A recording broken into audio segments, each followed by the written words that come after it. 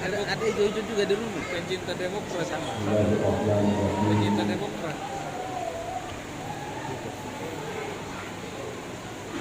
Assalamualaikum Oh itu.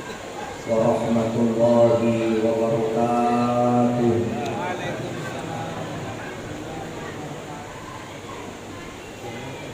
Alhamdulillah. Alhamdulillahilladzi syahra Ramadan alladzi unzila fihi al-Qur'an hudan lin-nasi wa bayyinatin minal huda wal furqan. Asyhadu an la ilaha illallah wahdahu la syarika lah wa asyhadu anna Muhammadan abduhu wa rasuluhu la nabiyya ba'dah. Allahumma salli wa sallim wa barik ala sayyidina Muhammadin wa ala alihi wa ashabihi wa man tabi'ahum bi ihsanin ila yaumiddin. Amma ba'd. Ma'asyiral muslimin dan muslimat, jamaah tarawih yang dimuliakan dan dirahmati Allah. Pada malam hari ini bertepatan di malam ke-17 bulan suci Ramadan. Itu berarti tidak lama lagi kita akan berpisah dengan bulan suci Ramadan. Maka alangkah beruntung, alangkah luar biasa yang didapatkan mereka yang mulai dari awal sampai akhir Ramadan tetap istiqamah melaksanakan kebaikan. Di malam hari ini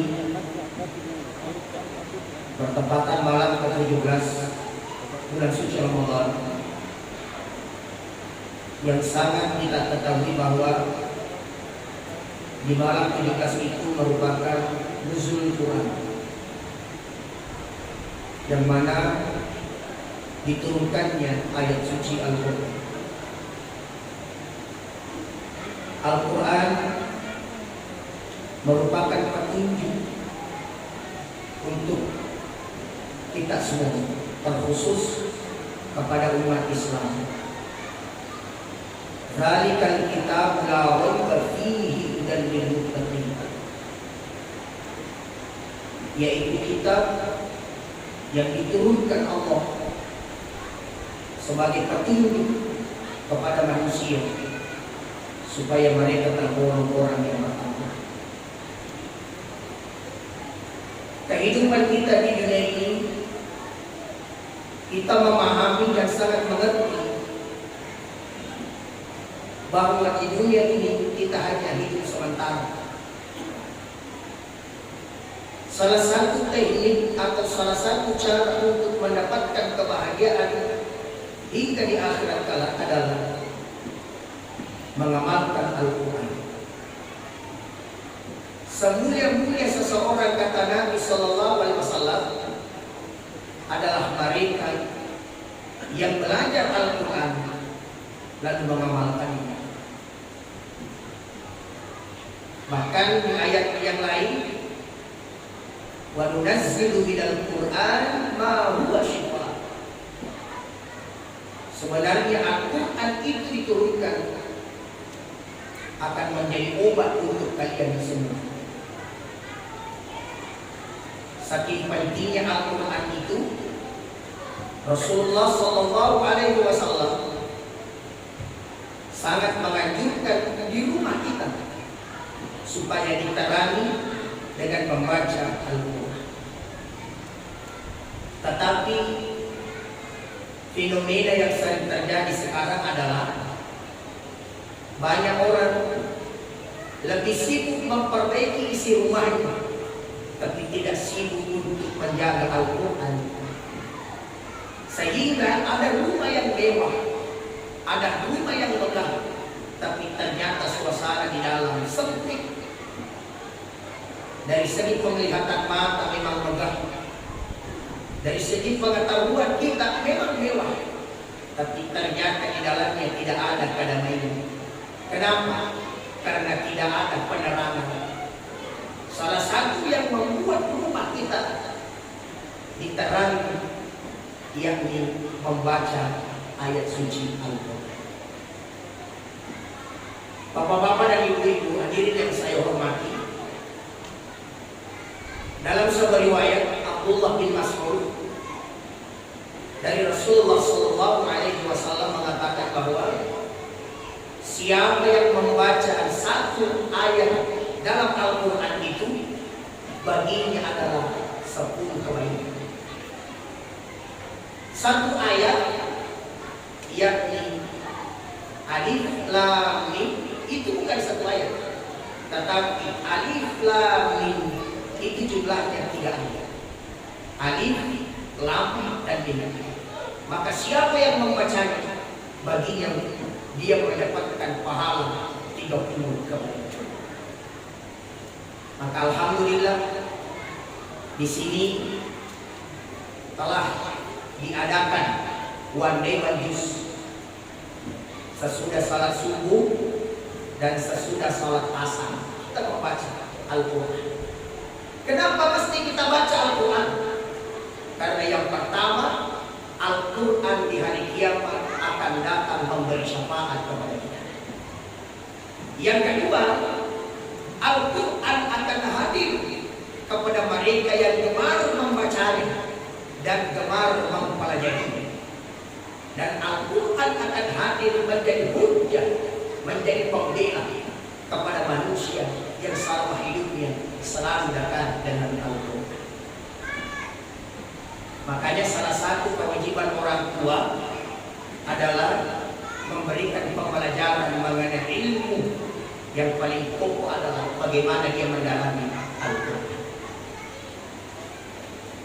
Makanya harapan yang selalu kita minta itu adalah keturunan yang saleh. Sampai-sampai kita disampaikan bahwa selalu berdoa, Rabbi habli minas salihin. Ya Allah, karuniakan kepadaku anak yang saleh. Kita meminta anak yang saleh. Kenapa kita tidak minta anak yang pintar? Kenapa kita tidak minta anak yang kaya? Tapi kita minta anak yang saleh. Pintar kalau tidak saleh, biasa merusak diri sendiri dan merusak orang tua. Kaya lalu tidak saleh, biasa kejadian menghinakan orang lain dan merendahkan sesama. Tetapi yang kita minta kepada Allah, kita meminta, ya Allah, karuniakan kepadaku anak yang saleh.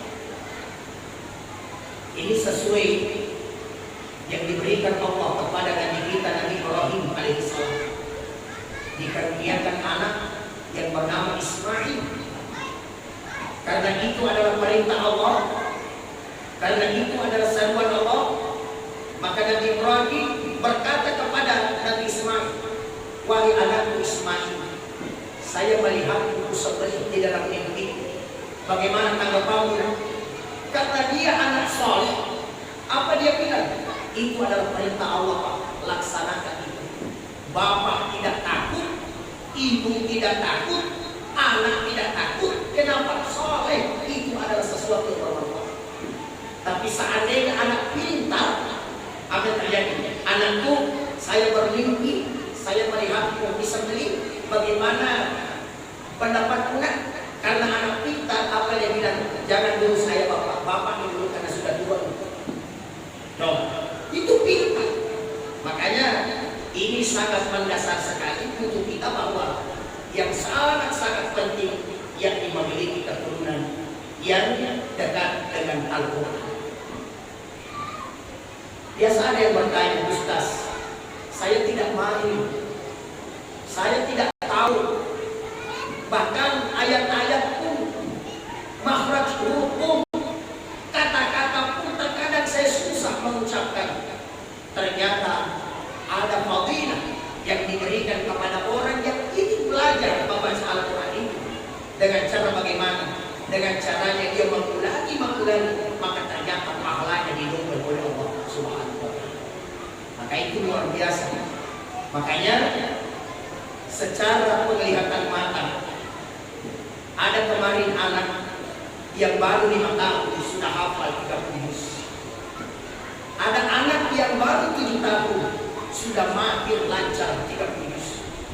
Kalau kita mau berpikir, sangat tidak masuk di logika, sangat tidak masuk di akal. Anak yang baru 5 tahun tapi sudah hafal 30 juz.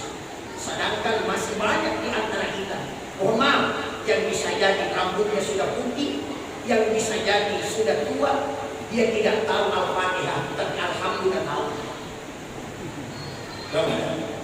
Bapak Ibu yang dirahmati, ternyata ditelusuri, ternyata dinilai, ditelaah. Oh, sebagai orang tua juga besar andilnya supaya memiliki keturunan yang pandai membaca Al-Quran. Makanya supaya itu turun ke anak kita, supaya itu anak kita menjadi anak yang cinta dengan Al-Quran, maka sebagai orang tua, jadilah orang tua yang memberi motivasi kepada anak untuk belajar Al-Quran. Apa yang terkadang membuat anak bandel mengaji? Apa yang terkadang buat anak malas mengaji?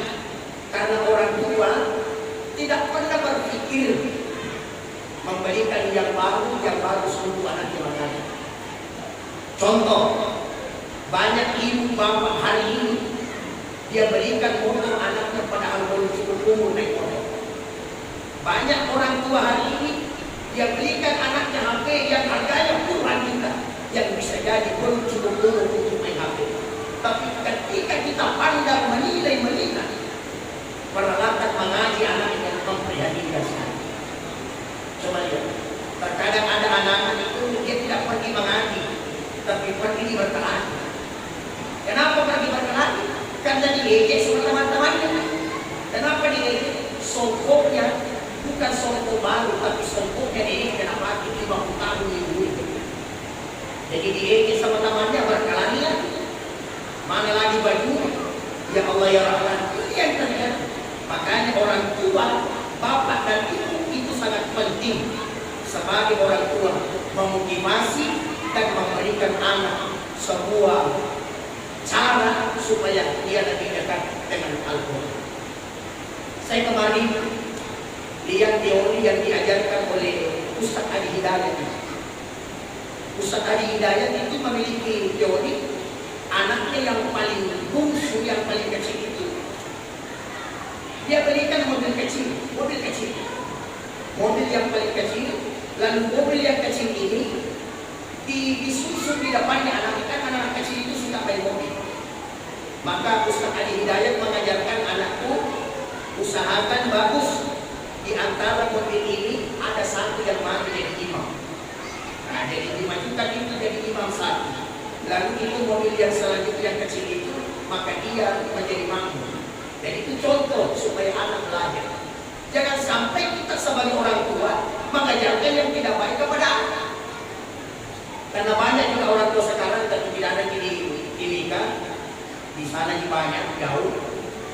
Dia pergi belanja di pasar, dia pergi beli sesuatu di pasar. Nah, bilang anaknya, "Ma, nanti kalau mama pergi beli sesuatu, kita tolong ya, belikan bakso kalau pulang." Belikan bakso. Ternyata ibu sibuk belanja, lupa belikan anaknya bakso. Sampai di rumah apa yang terjadi? Anak bilang, "Ma, mana nih bakso?" Apa yang bilang mamanya? "Waduh, mama meninggal kalau bakso." Itu yang sering terjadi. Kita remehkan itu padahal manfaatnya tidak ada. Alangkah bijaknya sebagai orang tua, jangan biasa seperti itu, tapi sampaikan yang sejujurnya. Anakku, ibu lupa belikan. Ibu lupa belikan itu. Sehingga apa yang terjadi? Yang terjadi adalah anak disuruh pergi mengaji. Anakku pergi mengaji. Sekalinya baru 5 menit pulang dia anaknya. Nah, bilang ibunya, "Kenapa pulang nak?" "Meninggal juga guru mengajinya." Dibahas ada jika itu. Makanya ini sebuah nasihat. Bapak Ibu hadirin yang saya hormati, mari supaya keluarga kita dekat dengan Al-Quran. Insya Allah orang yang menjaga baik Al-Quran di dunia ini, maka Al-Quran akan menjaga di akhirat. Kau cinta dengan Al-Quran, maka Al-Quran otomatis cinta kepada. Makanya meminta dan berharap kepada Allah, ya Allah, jadikan keturunanku, jadikan anak istriku, suamiku, yakni keluarga yang dekat kepada agamamu, ya Allah. Insya Allah, semoga kita dalam lindungan Allah Subhanahu wa ta'ala. Malam ini adalah malam 17 bulan suci Ramadan, malam diturunkannya Al-Quran. Oleh karena itu, semoga karena berkah Al-Quran, kita semua nanti di akhirat, di hari kiamat, mendapatkan syafaat Al-Quran, insya Allah. Mudah-mudahan dengan adanya Al-Quran, itu bisa membuat hati kita tenang, itu bisa membuat perasaan kita damai. Yang jelas-jelas Al-Quran itu adalah rumah. Maka ketika ada masalah, ada kendalamu, hatimu sempit, hatimu lurik, hidupmu susah, maka ada Al-Quran, jadikan Al-Quran itu supaya kamu tenang. Ala bizikrillah tatma'innul qulub. Tidak ada yang mampu menenangkan hati kecuali mengingat kepada Allah. Dengan membaca Al-Quran, kita membaca Al-Quran dengan baik, insya Allah satu huruf Al-Quran maka dibalas 10 kebaikan. Insya Allah, mudah-mudahan Al-Quran insya Allah menjadi teman kita di dunia ini, lebih-lebih di akhirat kelak, insya Allah. Sekali lagi, kalau bapak tidak tahu mengaji, kalau ibu tidak tahu mengaji, setidaknya engkau jangan benci yang mengaji. Karena ada juga orang pak, dia pun tidak tahu mengaji, tidak tahu juga apa ini, tapi terkadang dia benci pembaca Al-Quran. Itu jangan sampai. Makanya dengan cinta dengan Al-Quran, dengan adanya engkau menunjukkan agama Allah di dunia ini, maka otomatis insya Allah Al-Quran itu hadir memberi syafaat nanti di hari akhirat. Amin ya rabbal alamin. Allahumma shalli ala Muhammad, Allahumma shalli ala Quran, Allahumma shalli ala Quran, waj'alhu lana imama wa nura wa huda. Mudah-mudahan kita semua terkumpul sebagai hamba yang beriman. Mudah-mudahan kebahagiaan selalu hadir untuk kita. Insya Allah kita bahagia di dunia, bahagia di akhirat kelak. Amin ya rabbal alamin. Ma'adallahu wa iyyakum ajma'in. Allahumma afiq ila qalbi qalib wa ma'abat segala kekurangan. Wabillahi taufiq was sa'adah. Assalamualaikum warahmatullahi wabarakatuh.